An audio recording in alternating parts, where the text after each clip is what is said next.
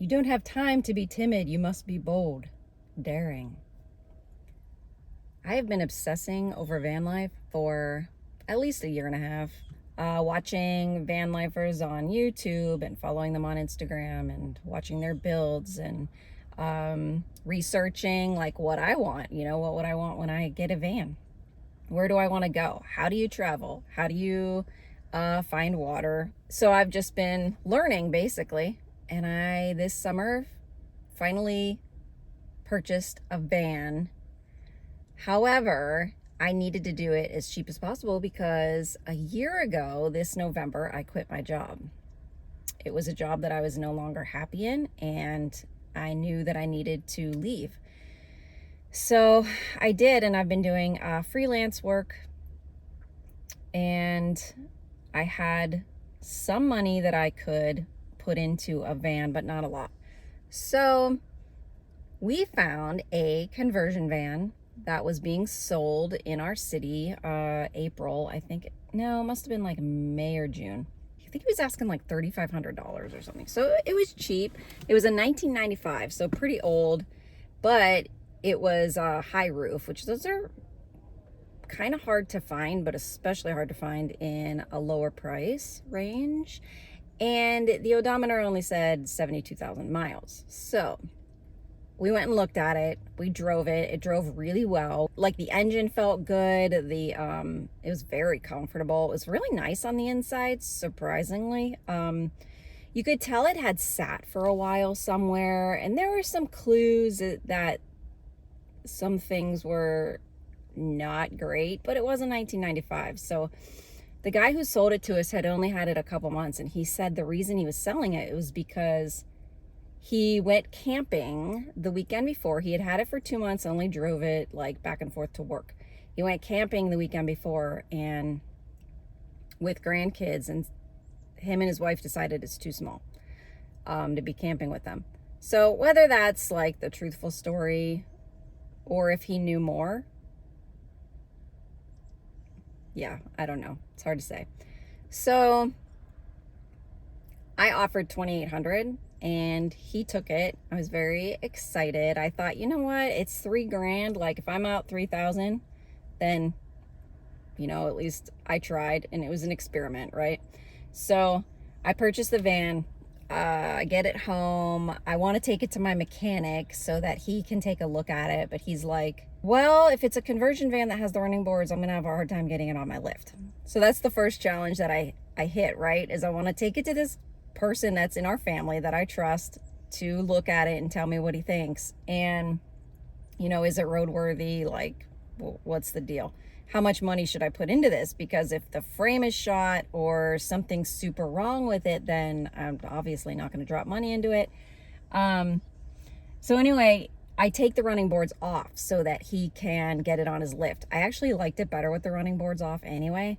So we do that. He gets it up. There was a sway bar issue with it, and there were some other like things that were completely not right underneath. So he fixed some things. It was like $450. So I tried getting the Carfax before we bought it. Like the morning we went to go look at it, we said we were going to talk about it, think about it. I went home, tried to pull the Carfax. It just wasn't bringing it up. I don't know if it was because I was thinking, I don't know if it's because it's so old. So about 2 weeks after, we had a friend, like he was like, hey, I'll pull that Carfax for you. So he pulls the Carfax. We get it. It's pages long, the history on it. Obviously, it's a 1995. So it's been owned by like, I don't know, 6 people maybe. The good news is the first 17 years of its life, it was owned by the same person. So single owner. He regularly changed the oil, took really great care of it. After that, the last 10 years, stuff just falls apart. It's like owned by 4 or 5 more people. There aren't like regular oil changes that you can see in the history. There's a mileage discrepancy. So what we were told or thought, because the odometer says 72,000, although I was kind of questioning when I asked the guy selling it to me, I said, so how many miles are on it? And he said, well, the odometer says 72,000, but you know what? Like, what do you know? Is what I'm thinking. But being excited and letting my emotions roll instead of my gut instinct of that wasn't quite right. I just go with it and I'm like, I bought it anyway, right? So Carfax says there's a mileage discrepancy, and when it had been traded in by the first owner, right? It's 17 years old. It had over 210,000 miles. That was 10 years ago. So this van, I don't even know how it was used for the last 10 years. I know it wasn't very well taken care of. I know it sat somewhere for a long time. We kind of see it was under a tree and for a while, pretty dirty in certain areas. So yeah, so it's got, God knows how many miles on it. Maybe 300,000, maybe 250, maybe 350. We really don't know. That's at the point where I should have sold it. But no, I'm excited and I'm thinking, you know what? What if it all works out? What if it's a good engine and it could go to 600,000? We won't know if we don't try, right? So we did a simple build. We were just going to replace the floor. So we took the 2 middle seats out. We're going to replace the floor and build a small kitchen. So I knew that there were certain things that I would want to do and that I was willing to put into it, mostly mechanical, honestly, because if the van doesn't get you anywhere, then what's the point? I have dreams of like taking the van to the West Coast and visiting all the national parks. That's a big thing that I want to do. The first trip is what I'm on right now, actually. It's a 3-week trip from Pennsylvania, and the first leg of it is to Florida. And then we're going from Florida to Texas, and then from Texas back to Pennsylvania, hitting Nashville, which I've never been to. So I'm excited about that. So we built out the van. Basically, like I said, we did the floor, we built a little kitchen. I purchased a lot of things used on Marketplace as far as like the inside. So the sink, the faucet, the refrigerator. I purchased a pump. It turned out super cute and super functional. So that was basically the inside, and we worked on that all summer. And then toward the end, I knew that we were taking this 3-week trip. So I wanted to get it into a mechanic that would take a look at everything. Look it over. Is it going to be roadworthy? Can you just make sure that I'm going to make it on this trip?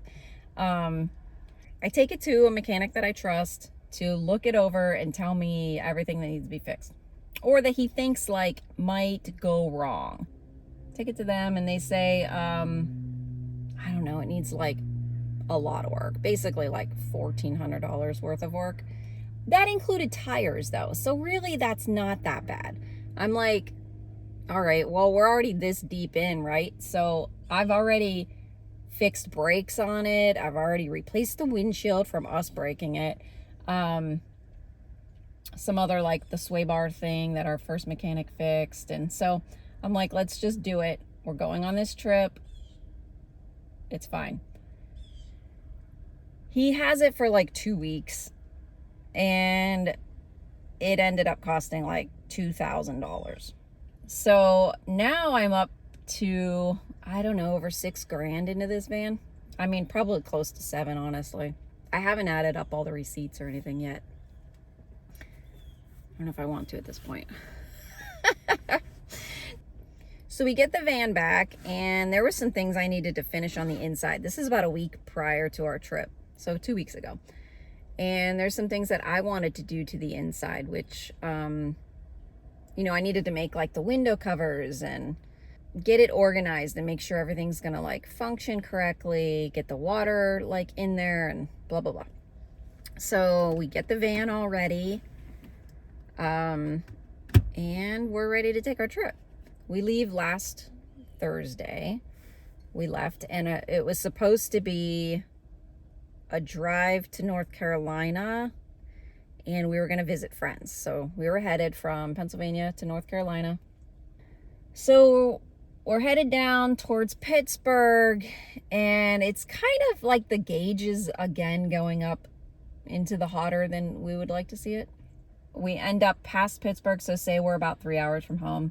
We pull over and we check the radiator, And basically, I just purchased some antifreeze and dumped an entire thing of it in. And we decide that we're going to go back home and either fly to Florida, so we start looking for flights, or we're going to, put it in the shop. We call our mechanic, like our cousin, and he's like, yeah, I can take it in, but not till next week. So we're like, all right, what are we gonna do? We're gonna fly to Florida now. I'm not gonna be able to finish this entire trip. There's a lot riding on this. I'm going to visit my parents. I'm picking up my sister at an airport and visiting friends. So a lot of people, I feel like I'm disappointing, right? So we take it back home. We find a different mechanic the guy that had done like the $2,000 worth of work. He was like super nice. He's like, bring it in. I'll take a look at it tomorrow morning. He knew we were leaving for this road trip. And so they were fantastic. I take it in. He looks at it and he's like, well, he fixes the thermostat and says something about the fuel pump. So there was something else about the fuel pump, a line or something that may have been causing some issues. And so it was about $450, and we dropped that off.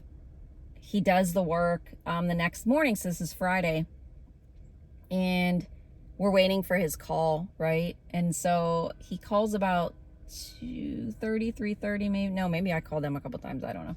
I was a little antsy, obviously. We wanted to get on the road, and we knew now we were just going to be able to do like maybe 5 hours, because we would be leaving, if they got the van done by like 4:30 or 5, we'd be leaving at night, right?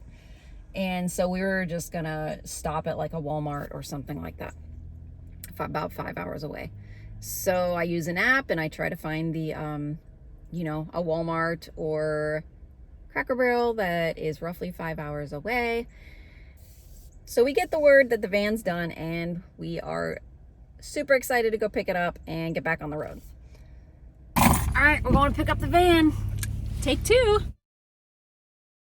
So we made it from Pennsylvania to a Walmart in West Virginia. And this was our first stay in a Walmart parking lot, which I was excited about, because if you're following van lifers, you know that you can stay in a lot of Walmart parking lots, not all of them. You have to look for signage. There's an app that you can use to find Walmarts and Cracker Barrels and free places to stay where people leave reviews and, say how their experience went. And so I was searching on my planning app for something 5 hours away, and then I used my other app, which tells you the reviews of what other RVers and van lifers say about this parking lot or wherever you're going to stay. So we made it to Walmart and we stayed the night.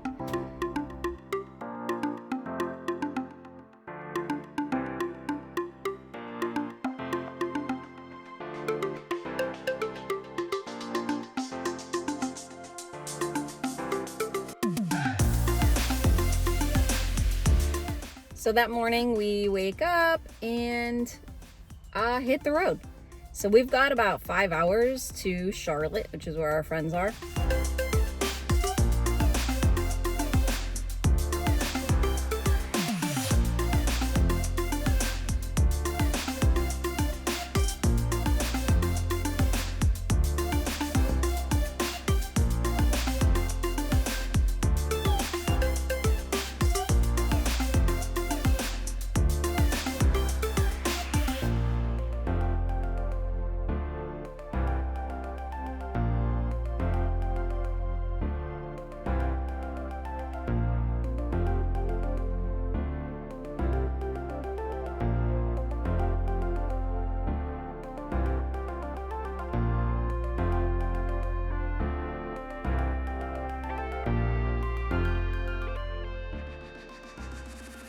I don't know how far we made it before the meter starts giving us troubles again. Maybe 2 hours or something. I'm pretty sure it took us maybe 7 hours to do that 5-hour trip, because we had to pull over several times and let it cool down. Actually, one of the times we were on a mountain, it overheated. Like, it basically went into the red. It could not handle mountains. So we pulled over. You could hear the the fluid, whatever, coolant, water mixture boiling in the engine when we pulled over. So we're pulled over on the side of this. Cars are flying by. not super cool. And you have to wait. I mean, it doesn't cool down quickly. You got to wait 20, 30 minutes for it to cool down. So we do that. We wait for it to cool down. We really weren't losing fluid. So we weren't losing coolant. We couldn't see a leak anywhere underneath. So Craig's trying to figure out in his head, you know, what might be wrong. And, you know, he's not a mechanic. He doesn't get into like car stuff. And I don't know anything about cars. He knows way more than I do. So we're just trying to figure out, you know, like, what is happening? And then we're like, okay, at this point we're thinking, this van might not make it.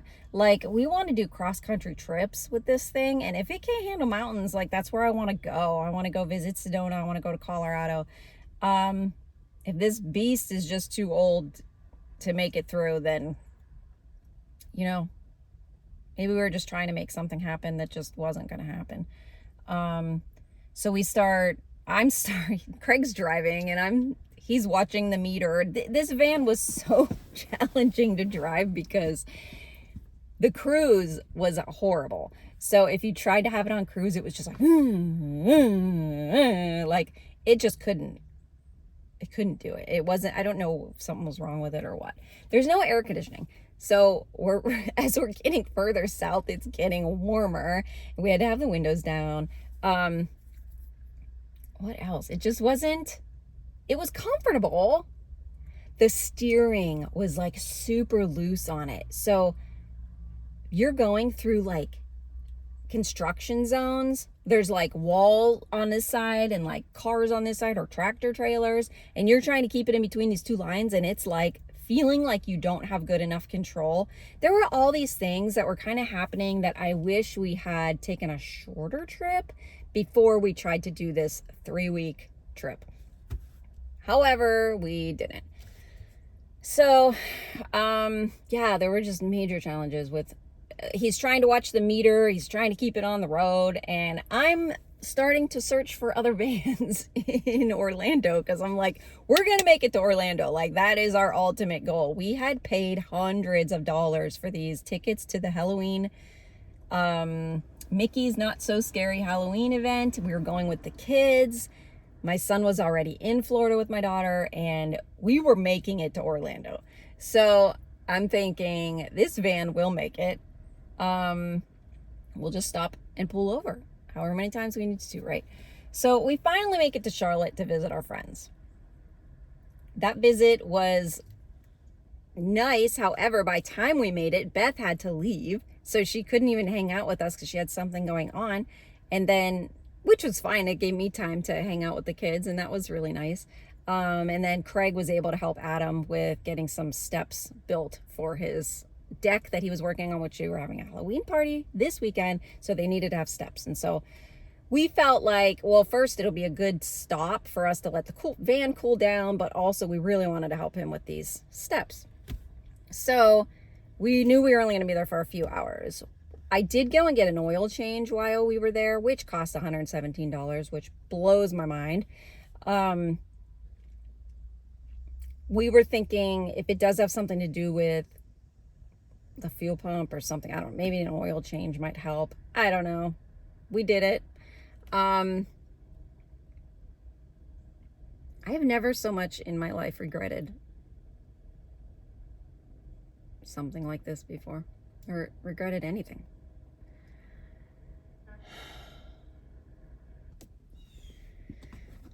So I got to see Beth for about a total of 10 minutes, maybe. Anyway, we leave there. We had a couple more hours. So what we did was kind of break up the trip. I don't know, maybe we only had like 3 hours to Charlotte. And then there were 2 more hours that we wanted to travel after that. And get basically into South Carolina. So that the next day, which was Sunday, would only be like a 5 to 6 hour trip. We really were trying to take it easy on the van because obviously we're having issues. So we didn't want to push it and to try to do an 8-hour day, even though we've done many of those driving. And I could do it. So having to break it up was kind of frustrating, but also whatever, it is what it is. So I wanted to stay in a Cracker Barrel because we've never stayed in a Cracker Barrel parking lot, and that's part of van life. Hello.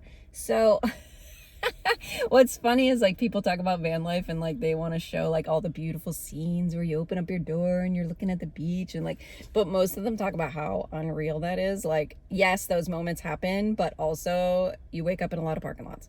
So I wanted to make it real, right? So we're staying in a Cracker Barrel and we made it there. Yeah, we made it. So the next morning we wake up and we go have breakfast.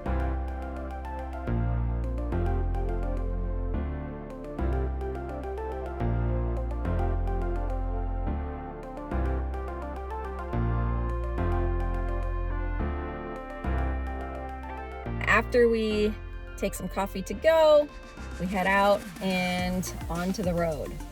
Now is where the fun really begins. Somewhere southern South Carolina to Orlando should take about 5 hours. I think, 5 to 6 hours. I can't remember. So we get into Georgia and we stop at a rest stop. The engine's running hot, so we let it cool down.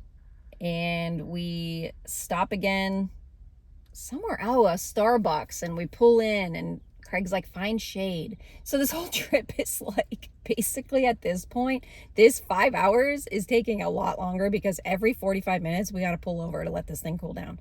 And so at Starbucks, we pull over into the shade. There is a nice little creek that's like running to the side, which was really pretty. And then we decide to have lunch. So this was the first time that Craig actually sat in the little kitchen area, and we pulled up the table and he made us sandwiches, and that was really nice. Basically, we get into Florida and it's like running hot. It's basically running kind of in between the white line and the red, which is red you don't want to be in. You're going to blow your engine. So it's riding the line the entire time, and we're like, this thing is just not, it's not going to cut it. I need to be able to take the rest of this trip. Craig's flying back home and I'm going to be by myself. So we're feeling at this point like this just isn't going to work. What do we do? Do we trade it in? Do we, I don't know. Do we fix it? I'm thinking Riley has a good mechanic in Florida that she found. I could take it there and have him fix it. What's that going to cost? Is it going to be like another thousands of dollars? When do I stop putting money into it and just call it done? So I'm searching for vehicles. We're in the St. Augustine area and we pass a Ford dealership. And we're like, it's Sunday. So we're like, dealerships aren't open in our area on Sundays. So we're assuming that they're closed. But then there's also a car rental place. We're like, do we stop and like get a car rental? So we call the car rental place. We were supposed to be in Orlando at 2. It's now 4. And we're only in St. Augustine, 4:30, and we're only in St. Augustine, still 2 hours away from Orlando. If we had tried to take the van, we wouldn't get there. If we even made it, we weren't even sure. So we pass this dealership and I Google it and they're open until 5. And so Craig's like, let's call them and see how they can help us. We're driving a Ford, right? We're in a Ford Explorer old van. Maybe they have something that we could, the rental place was closed. So we're like, well, maybe they'll let us like rent a car or something. I'm like thinking they're not going to let us rent a car. Like what dealership? They're like, we're not car rental places. Hello. So, but Craig's like adamant about calling this place. So I'm like, all right, call them and see what they say. So he calls and he talks to a salesperson and she's like, well, we don't really rent cars, which I knew they were going to say that. He gave them our story about how we were trying to get to Orlando. We had tickets for Mickey's Not So Scary Halloween event, which, and our kids are there and we're trying to get there. And so she says, all right, let me talk to my manager and I'll call you back. And so she texts him and says, hey, I got good news. Give me a call. She says, so I told my manager about your story and he said get them a car. Craig's like, are you serious? They're gonna let us borrow a car. This is Bozard dealership in St. Augustine. 2 thumbs up. Like, are you kidding me? So we're like 10 minutes away. We're like, we will be there in 10 minutes. Like, we're on our way. So we pull in. They hooked us up with like a 2020 Ford Explorer, ironically, the SUV Ford Explorer, and we just grab our necessities out of the van, swap them into this Ford Explorer, plug the fridge in, and we take off for Orlando. So we were there at Magic Kingdom pretty late, till about 1 a.m. Had a blast with the kids. Everybody dressed up. My son, however, had the best costume of the night. He was Stinky Pete from Toy Story, and everybody like kept pointing at him, and they were like, oh my gosh, Stinky Pete. So that was really fun. The next morning, we have to get back to St. Augustine and return the car that they let us borrow. And we told them that we may be trading in the van. We weren't too sure yet at the moment. So we start our drive back, and I start searching for the cars that they have. So I go on their website and I'm researching, and I know there's things that I want. So if I trade this van in, I want all-wheel drive, because the van was two-wheel drive, and I'm like thinking, if I'm not getting another van, which they didn't have any on their lot, could we have gone to another like dealership and looked for a van? We could have spent more time, but you know how long it takes in a dealership, even to trade a car. Just, it takes hours upon hours. I don't know why it takes so long, but it like takes all day.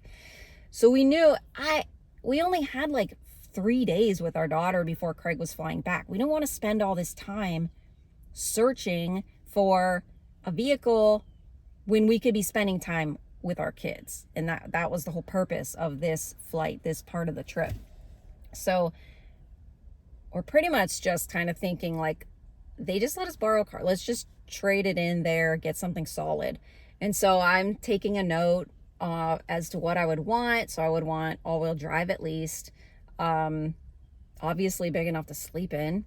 I've already done the car camping thing, so I kind of know what to do, how to do that. If you would want lower miles, I'm now getting into like a car payment and debt. I was trying to stay out of debt with the van and was paid cash for everything. And now I know like I'm going to be getting back into debt with whatever we trade this thing in for. Not happy about that, but it is what it is. Some searching, and we see like a Jeep Wrangler. We've seen a Toyota Highlander. They also had a Toyota RAV4, which that was the one I was most interested in. Although I hadn't been in one, so I didn't know how big it would be in the back to sleep in. So we had 4 cars basically that I sent to our salesperson and said, these are the 4 we're interested in looking at. Basically, we get back to the dealership. They didn't have the RAV4. Somebody had put a deposit down on it.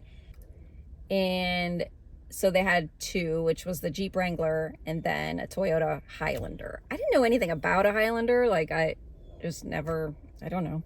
Didn't even know it was a thing. So we look at both of them. I'm laying in the back of them to see if I can sleep in. This is not the first time I've done this at a dealership. Thank God for salespeople that are just like, they keep that straight face where they're just like, yeah, this is totally normal that this person is seeing if she can sleep in her car. Laying in the back of it. Anyway, so she was super cool, very nice person. We find that the Jeep felt not right. I don't know what it was. I just know that they're not the best on gas. If I'm gonna get something moving forward, let's make sure it's good on gas. And so we send the salesperson a text and say, let's do it. We're gonna trade the van in for the Highlander. And I'm back in a car, but a car that's solid, a car that has been owned by one person, only put 72,000 miles on it. I think it's for real this time.